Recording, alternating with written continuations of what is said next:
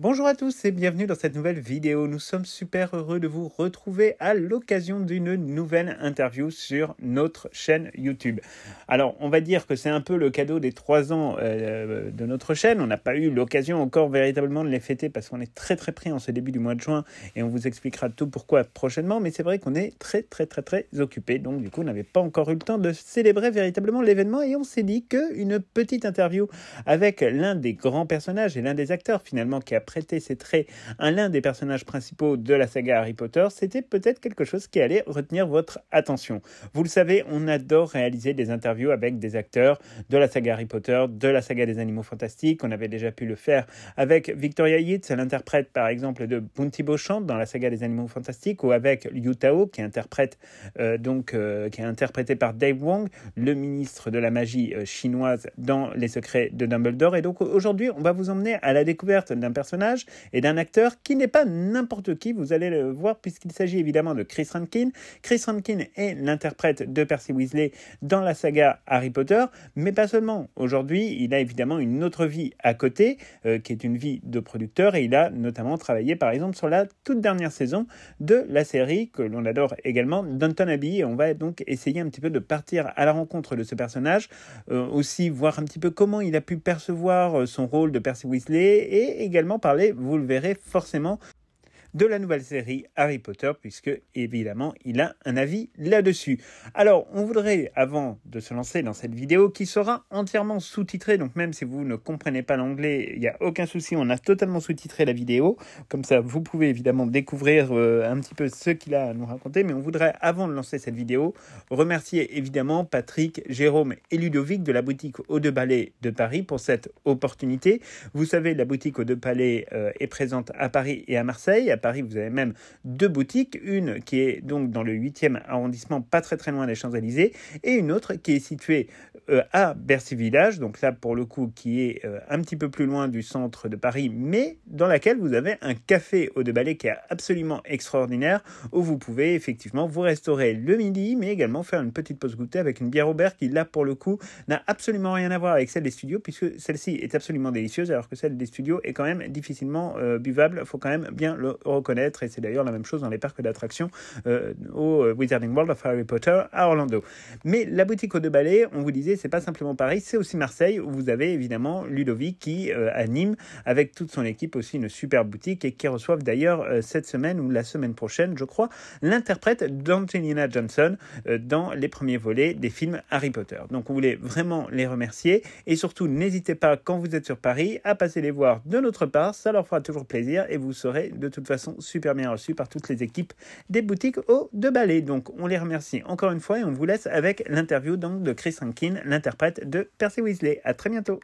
Chris Rankin, we are very happy to meet you on the occasion of your visit to the boutique of two ballets of Paris in the art of Percy Village. We are very happy to meet you because you play an absolutely fascinating character from the work of J.K. Rowling. You play the character of Percy Weasley in the Harry Potter saga, a very difficult role to accomplish given the wonderful personality of your character. Can you tell us how your arrival on the cast went and how did you approach this shoot? So I was very lucky the way I got cast, and it was a very quick process, which for me I think maybe means that I was more like Percy in real life. Oh. Than anybody else. Is that a good thing? I don't know. But the way I looked at Percy was that I think a lot of people see Percy as being mean or grumpy, or like he's always telling people off. He's, oh, don't do that. Whereas I don't see. I think Percy wants everything to be right. And that's not a bad thing. So I think he likes precision. He likes everything to be exactly the way it should be. You know, if there is a sign that says "Do not walk on the grass," Percy would not walk on the grass. You know, he would always do not enter this door. He would not. He likes rules, and that's no bad thing. But I think Percy is a misunderstood character. And I think I think he always just wants to do the best he can.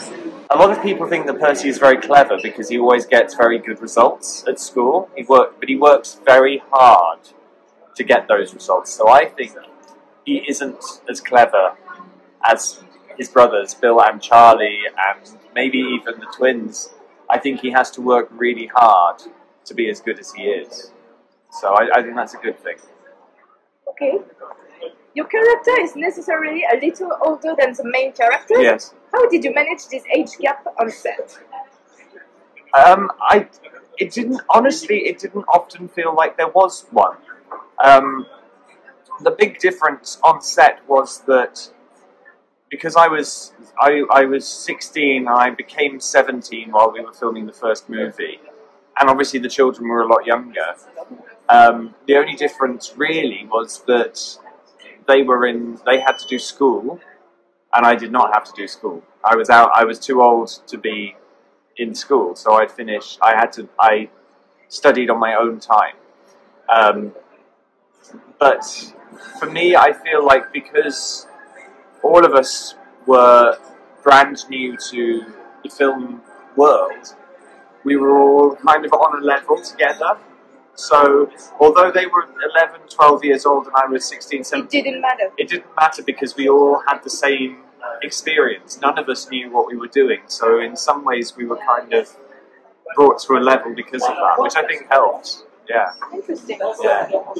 Percy is part of the most popular family in the wizarding world, Yes. and yet his character has long been misunderstood.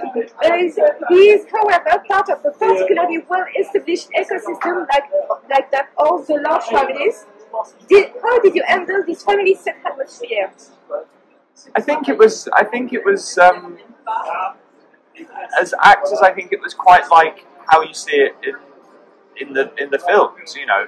First, I am very much a rule follower. I follow the rules in the real world as well as playing Percy. So, you know, I did take on that role of kind of like, stop it, you know. But when we were filming as like the whole family, it was always a wonderful experience. And you know, Julie Walters and Mark Williams treated us like family. You know, they were our parents for all of that time. So that's amazing. Percy makes choices during the adventure which will prove disastrous for the balance of the Weasley family as well for himself. Moreover, you operate from Harry Potter and the Order of the Phoenix, a real change in your character. How did you imagine the evolution of your acting in such a difficult context? I think it's actually quite a natural process for Percy because the way I see him is that he responds very well to authority. He likes, when he's a school prefect, he likes the idea that he is directly responsible from Dumbledore and McGonagall as the leader of Gryffindor and as the headmaster of Hogwarts. It's reassuring. It's reassuring to him. He likes that hierarchy of power. And I think that when he moves to the Ministry of Magic in Goblet of Fire, and then we see him more in the fifth film and onwards, it's a natural progression for him. And that's where he goes wrong, is that his understanding of power is that the people in power, like Dumbledore and McGonagall, are the people that must know and want what is best for everybody. So when he goes to the Ministry of Magic and it's, you know, it's Fudge and it's Scrimgeour and, you know, the Ministers of Magic that don't necessarily have the best interests of everybody, he can't see that. Kind of naive. Yeah, but he can't see that. He thinks if they're in power and they're in charge, they must be doing the best. They must be doing good. And he can't understand that they're not, and that's where it goes wrong. Yeah, that's how I see it. You have shot many scenes with living legends of cinema, such as Richard Harris, Alan Rickman, Robbie Coltrane, or even Julie Walters and Maggie Smith. Do you have any special memories of the giants of the cinema industry? I mean, so many. I mean, I was always a bit scared of some of them. You know, I didn't get to work very closely with Alan Rickman. The only scenes we were in was sort of the great hall scenes and scenes like that where there were a lot of people. So I didn't get much time to spend with him, sadly. But the times I did get to speak to him, he was lovely. But when he was Snape, he was terrifying. I was a little bit scared of some of those people, you know, like they're such, like you say, such industry giants. They're these legends of the cinema and the acting world, and it's like they're from another world. They are. They're people that you grew up watching on the television. I remember, you know, I grew up watching Maggie Smith in, The Prime of Miss Jean Brodie or The Secret Garden, Sister Act. You know, all of these films. They're part of my childhood. But Julie Walters, especially, was just a wonderful person, an amazing person, and so easy to be with, and made us all feel like we were family. You know, like she would send Christmas cards, and Look at you. I know, just a wonderful, wonderful woman. But on the whole, they were fabulous people to work with, even if they were a little bit scary sometimes. Yeah. Since Harry Potter, you became a producer. How did you change? How did this change took place? And can you explain to us what you like about the production? So it all kind of happened at the same time. So hadn't been in the fourth film. I came back and did a little bit on the fifth film, and then wasn't in the sixth film. I thought that's probably it. They probably won't ask Percy to come back now. Sad, but that's okay. But all the time that I'd worked on Harry Potter, I'd always looked at what everybody else was doing behind the scenes and how everything was sort of created, because there is so much that goes on that you obviously never see. And I found that really, really interesting. So when I didn't do the sixth film, I decided that I wanted to go to university and study film production and how it all comes together. So I did, and then I finished, we did the seventh and the eighth movie, and then I decided that I wanted to try and do other things. So I started working on TV projects, and I worked behind the scenes on a BBC show called Atlantis, and then a 20th Century Fox show. I worked on many TV commercials in the UK. And then I did a wonderful TV show called Downton Abbey for a year. That was the next question. Which I loved. Huge fans. Yeah, me too. But it was. But I do both now. I do a bit of everything. So I'm performing again. I took a while away, but I do love performing. I love directing, producing. But my real love is much more in the theatre, is where I like to do everything. So yeah, so I've moved away from television and film and much more back to theatre, which is my first love. As you know, Harry Potter will undergo a reboot in television series in the next few years. We were wondering, what are your thoughts about this reboot, and especially if you would be potentially interested in working on it as a producer? And if so, what could you imagine to reinvent Harry Potter? I don't know. I am not surprised that they are making a Harry Potter TV series. I have thought it would happen for many years. Since Netflix became a thing, it has been obvious that Harry Potter is the perfect material to do a 7-series long, 1 book per series, which is exactly what they're doing for HBO.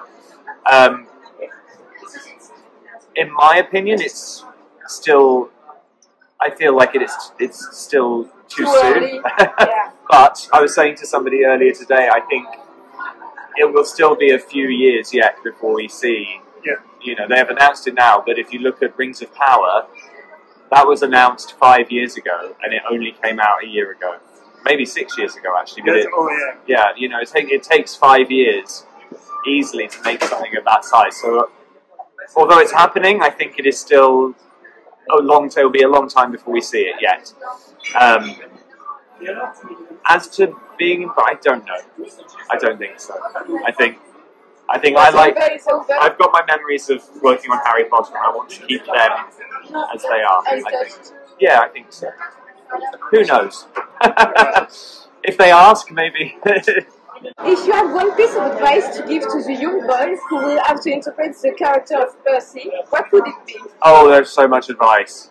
So much that I'd like to say, having spent 23 years involved with Percy in his life. But I think what I said earlier for me is that Percy isn't what everybody thinks he is. There's a lot more to him. And hopefully this kid, whoever this kid is who gets Percy down the line, I hope I get to meet them, and I hope that we get to share some adventures with them. What can we wish you both personally and professionally? Happiness, good times, yeah. Happiness, good times, busyness. That's what I need. We wish you that. Thank you. Thank you very much. My pleasure. Thank Merci you. beaucoup. Merci. Merci.